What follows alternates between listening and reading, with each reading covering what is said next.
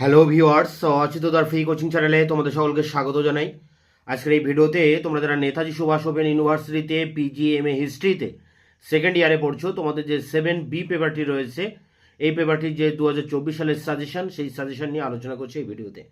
এর আগের কয়েকটি ভিডিওতে তোমাদের 5, 6 এবং 7A পেপারগুলির সাজেশন দিয়েছি, তার লিঙ্ক দেওয়া থাকবে ভিডিও ডেসক্রিপশন বক্সে, তোমরা অবশ্যই ভিডিওগুলি দেখে নিও।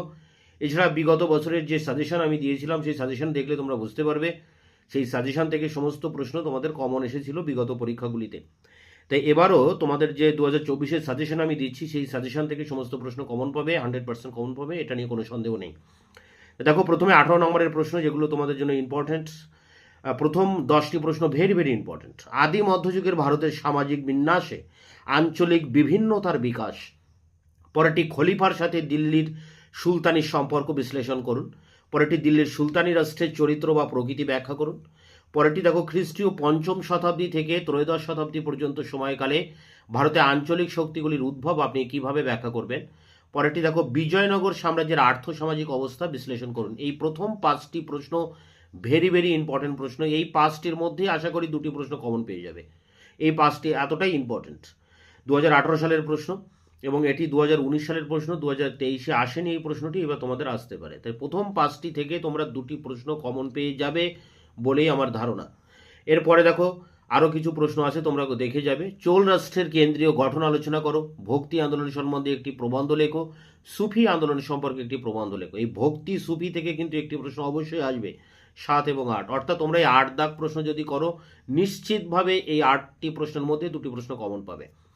এরপরে দেখো, রাজপুত সমাজের বর্ণ ও জাতি ব্যবস্থা বা বৈশিষ্ট্যগুলি আলোচনা করো। পরেরটি ভারতের আদি মধ্যযুগে আঞ্চলিক ভাষা ও সাহিত্যের ক্রমবিকাশ।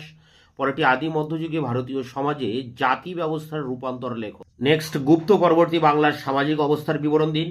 রাজস্ব ব্যবস্থাপনার প্রতি বিশেষ গুরুত্ব দিয়ে বিজয়নগর সাম্রাজ্যের শাসন ব্যবস্থা আলোচনা করুন। পরেরটি, আপনি কি মনে করেন যে আদি মধ্যযুগে ভারতের রাষ্ট্র ব্যবস্থা ছিল কেন্দ্রীভূত? পরেরটি, গুপ্ত পরবর্তী ভারতের রাজনৈতিক অবস্থা আলোচনা করুন। পরেরটি, ভারতের সমন্বয়ের প্রক্রিয়ায় বা ইন্দো ইসলামিক সংস্কৃতির মেলবন্ধনে ভক্তি ও সুফি আন্দোলনের ভূমিকা বিশ্লেষণ করুন। পরেরটি দেখো, দক্ষিণ ও পশ্চিম ভারতে আঞ্চলিক সাহিত্যের বিকাশে ভক্তিবাদী ধর্মীয় আন্দোলনগুলির প্রভাব আলোচনা করুন। পরেরটি, খ্রিস্টীয় 5ম থেকে দ্বাদশ শতক পর্যন্ত হিন্দু ধর্মের রূপান্তরের ইতিহাস চিহ্নিত করুন। এবং শেষ প্রশ্ন, সপ্তদশ শতকের প্রথম ভাগে রাজনৈতিক ইতিহাসের হর্ষবর্ধনের ভূমিকার মূল্যায়ন করুন। তাকে কি এই কালপর্বের শেষ মহান সাম্রাজ্য স্থাপক বলা যায়? এখানে 19টি প্রশ্ন দেওয়া আছে, তার মধ্যে প্রথম 8টি প্রশ্ন ভেরি ভেরি ইম্পর্ট্যান্ট। ওই 8টি প্রশ্নই কিন্তু তোমাদের টপ মোস্ট শর্ট সাজেশন বলা যায়। এখানে যে 19টি প্রশ্ন আমি রেখেছি, বিগত 10-12 বছরের প্রশ্নগুলো ঘেটে তাই স্টাডি করে আমি এই সাজেশনটি তৈরি করেছি। এটা পূর্ণাঙ্গ সাজেশন তোমাদের সিলেবাসের উপরে। এখান থেকেই সমস্ত প্রশ্ন কমন পাবে। এর ভিতরে প্রথম 8 থেকে 10টি প্রশ্ন যদি তোমরা দেখে যাও, এখান থেকে তোমরা কিন্তু 2টি প্রশ্ন 100% কমন পেয়ে যাবে। মার্কস 12 অর্থাৎ 12 নম্বরের প্রশ্ন। এখানে 3টি প্রশ্ন লিখতে হবে, 6টি প্রশ্ন আসবে। সেই 6টি প্রশ্নের জন্য যে প্রশ্নগুলো করবে দেখো, রাজপুত জাতির উদ্ভব ও তাদের বিভিন্ন গোষ্ঠী সম্পর্কে লেখো। প্রাচীন ভারতের সৃজনশীল সাহিত্য সম্পর্কে আপনি কি জানেন? পরেরটি, রাজপুত সমাজে সতী প্রথা সম্বন্ধে সংক্ষেপে আলোচনা করো।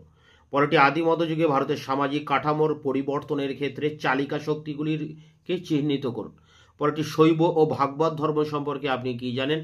পরেরটি, আদি মধ্যযুগে ভারতের রসায়ন চর্চা সম্পর্কে একটি প্রবন্ধ লিখুন। পরেরটি, আদি মধ্যযুগে ভারতে গণিকা বৃত্তিকে আপনি কিভাবে ব্যাখ্যা করবেন? পরেরটি দেখো, আদি মধ্যযুগে ভারতে পোশাক পরিচ্ছদের আঞ্চলিক তারতম্য সম্পর্কে লেখো। পরেরটি, ধর্মপাল ও দেবপালের রাজনৈতিক সাফল্যের মূল্যায়ন করুন। পরেরটি, সাংখ্য দর্শনের প্রধান বৈশিষ্ট্যগুলি আলোচনা করুন। পরেরটি দেখো, দক্ষিণ ভারতের রাজবংশগুলি সম্পর্কে আপনি কি জানেন? পরেরটি, বেদান্ত দর্শন সম্পর্কে আপনি কি জানেন? আদি মধ্যযুগের ভারতের জ্যোতির্বিদ্যা ও বিখ্যাত জ্যোতির্বিদদের সম্পর্কে একটি প্রবন্ধ রচনা করুন। পরেরটি, 7ম শতকে কনৌজ কিভাবে একটি গুরুত্বপূর্ণ রাজনৈতিক কেন্দ্রে পরিণত হয়েছিল? পরেরটি, আপনি কি মনে করেন যে আদি মধ্যযুগের উৎপাদন ব্যবস্থা ছিল জাতিভিত্তিক? পরেরটি দেখো, পাল যুগের বাংলার সামাজিক জীবনের প্রধান বৈশিষ্ট্যগুলি লেখো। পরেরটি, ত্রয়োদশ শতকে ভারতীয়রা ইসলামকে কিভাবে গ্রহণ করেছিল? পরেরটি, বিজয়নগরের সাহিত্য শিল্প স্থাপত্য কলা সম্পর্কে বিশদে লিখুন।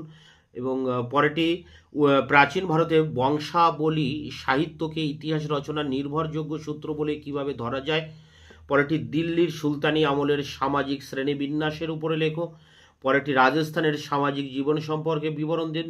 এবং শেষ প্রশ্ন, আদি মধ্যযুগে বৈষ্ণব ধর্মের বিকাশের মূল দিকগুলি আলোচনা করুন। এখানে 22টি প্রশ্ন দেওয়া আছে পুরো সিলেবাসের উপরে, এবং বিগত বছরের প্রশ্নগুলো স্টাডি করে এই 22টি প্রশ্ন এখানে রাখা আছে। এর মধ্যে তোমরা প্রথম 10টি প্রশ্ন যদি করো, তার মধ্যে থেকেই তোমরা 3টি প্রশ্ন কমন পেয়ে যাবে।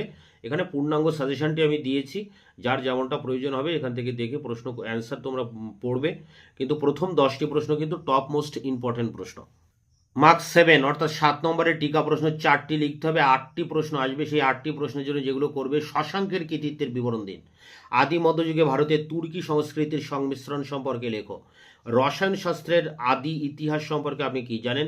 পরেরটি সংস্কৃত সাহিত্যের উদ্ভব ও ক্রমবিকাশের সম্পর্কে কি জানেন? পরেরটি সূর্য পূজা সম্পর্কে আপনার ধারণা কি, বা আসতে পারে কার্তিকেয় সম্পর্কে লিখুন। পরেরটি ধর্ম শব্দটির সংজ্ঞা আপনি কিভাবে নিরূপণ করবেন? পরেরটি 7 দাগে ভারতের আদি মধ্যযুগে আয়ুর্বেদ সম্পর্কে আপনি কি জানেন? পরেরটি আদি মধ্যযুগের ভারতে বিভিন্ন ধরনের দর্শন সম্পর্কে একটি টিকা লিখুন। পরেরটি বেদান্ত দর্শন সম্পর্কে আপনি কি জানেন, বা আসতে পারে মীমাংসা দর্শন। পরেরটি আদি মধ্যযুগের সঙ্গীত সম্পর্কে একটি টিকা লিখুন। পরেরটি হিউ এন সাং কিভাবে পুণ্ড্রবর্ধন গৌড় কামরূপকে চিহ্নিত করেন। পরেরটি 7ম শতকে গৌড়ের ভূ ঐতিহাসিক অবস্থান সম্পর্কে লিখুন। পরেরটি দেখো, 5ম থেকে 13শ শতক পর্যন্ত ভারতে গণিত চর্চার বিবরণ। রাজপুতনার ভৌগোলিক অবস্থান সম্পর্কে একটি টিকা লিখুন। হিন্দু মুসলমান বিবাহ সম্পর্কের উপর একটি টিকা লিখুন। সুফি আন্দোলনে চিস্তি সুরাবর্দী সিলসিলার ভূমিকা। পরেরটি পূর্ব ভারতে আঞ্চলিক সাহিত্যের প্রসার সম্বন্ধে লিখুন। পরেরটি অদ্বৈতবাদী দর্শন বলতে কি বোঝো? পরেরটি পীর প্রথার উপর একটি টিকা লিখুন। যদিও আগের বার এসে পঞ্চপীর, তবু এই প্রশ্নটি তোমরা দেখে যাবে। পীর প্রথার উপর একটি টিকা। পরেরটি বিজয়নগর সাম্রাজ্যের পতনের কারণগুলিকে চিহ্নিত করুন। পরেরটি হরিকেল সম্পর্কে একটি টিকা লিখুন। পরেরটি গুপ্ত যুগে মিশ্র জাতির বিকাশের বিবরণ দিন। পরেরটি ভারতের ইতিহাসে হর্ষচরিতের গুরুত্ব লেখো। পরেরটি এশীয় উৎপাদন পদ্ধতি ব্যাখ্যা করুন। পরেরটি ফতোয়া ই জাহানদারিতে বর্ণিত রাষ্ট্রচিন্তার প্রধান বিষয়গুলিকে চিহ্নিত করুন।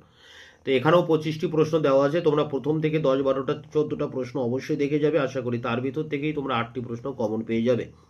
তো এই ছিল আজকের ভিডিওর মূল বিষয়বস্তু। এর আগের ভিডিওতে তোমাদের 5, 6, 7 এ পেপারগুলির সাজেশন দিয়েছি।